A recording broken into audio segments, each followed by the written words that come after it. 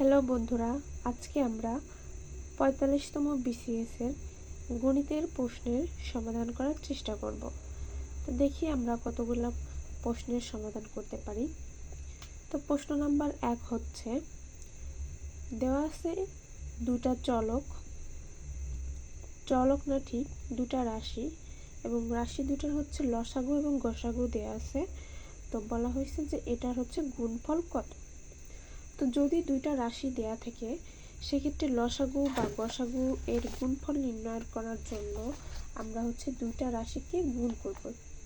তো দেখা যাক আমরা কিভাবে সমাধান করি। তো আমি রাফ করে দেখাচ্ছি। প্রথম রাশিটি চলকটি ছিল হচ্ছে x² প্লাস xy²। এটা হচ্ছে প্রথম রাশি এবং দ্বিতীয় রাশি হচ্ছে x² প্লাস xy। তো এই দুইটা রাশির গুণফল নির্ণয় করার জন্য প্রথমে আমরা হচ্ছে দুইটা রাশি গুণ করব। তো গুণ আমরা দিয়েছি এবং প্রথম রাশি থেকে আমরা যদি xy কমন নিই তাহলে প্রথমে থাকে হচ্ছে x প্লাস ওয়াই ইন্টু এখান থেকে যদি আমরা x কমন নিই তাহলে থাকে হচ্ছে x প্লাস ওয়াই। তো এখানে হচ্ছে একটা x আর এখানে হচ্ছে একটা x, দুইটা একটা আর একটা মিলে কয়টা হলো? দুইটা x। তাহলে আমরা লিখতে পারি x² একটা y আর x প্লাস ওয়াই দুইটা আছে, তাহলে x plus y whole square. তাহলে দুইটা রাশির গুণফল কি দাঁড়াইলো? x² y into x plus y whole square. তাহলে এটা সঠিক উত্তর কোনটা হবে? x² y x plus y whole square. গ নাম্বার এটার সঠিক উত্তর।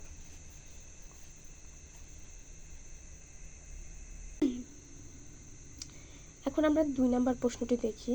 এখানে বলা আছে যদি x/y সমান 2:3 এবং y/z সমান 5:7 হয় তবে x/y/z সমান কত?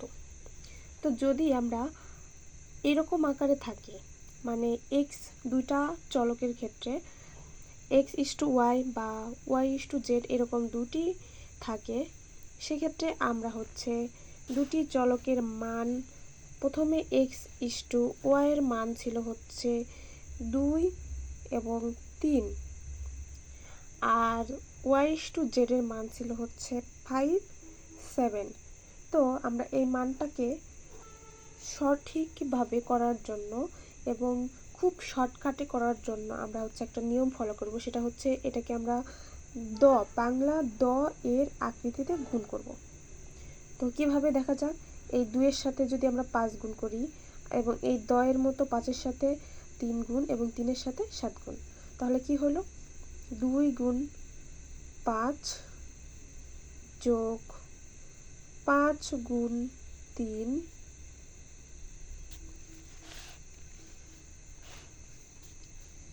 যোগ 3 গুণ 7। তাহলে 5 দুগুণে 10 আর এখানে ইস্টু দিতে হবে 3 5 15 এবং হচ্ছে 3 7 21। তাহলে প্রথমটা হচ্ছে 5, মানে 5 গুণ 2 10, দ্বিতীয়টা হচ্ছে 5 গুণ 3 15, তৃতীয়টা হচ্ছে 3 গুণ 7 21। তাহলে উত্তর কত আসলো? 10, 15, 21। তাহলে x/y/z এর মান কোনটি হবে? 10, 15, 21। আমরা পরবর্তী প্রশ্নে চলে আসলাম।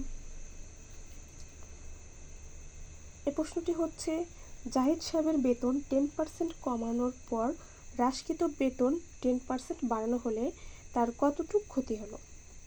তো এইরকম যদি পার্সেন্ট টু পার্সেন্ট দেয়া থাকে, মানে দুইটা পার্সেন্ট দেয়া থাকে, সেক্ষেত্রে আমরা শর্টকাট নির্ণয় করার জন্য একটি সূত্র ব্যবহার করব। সেই সূত্রটি হচ্ছে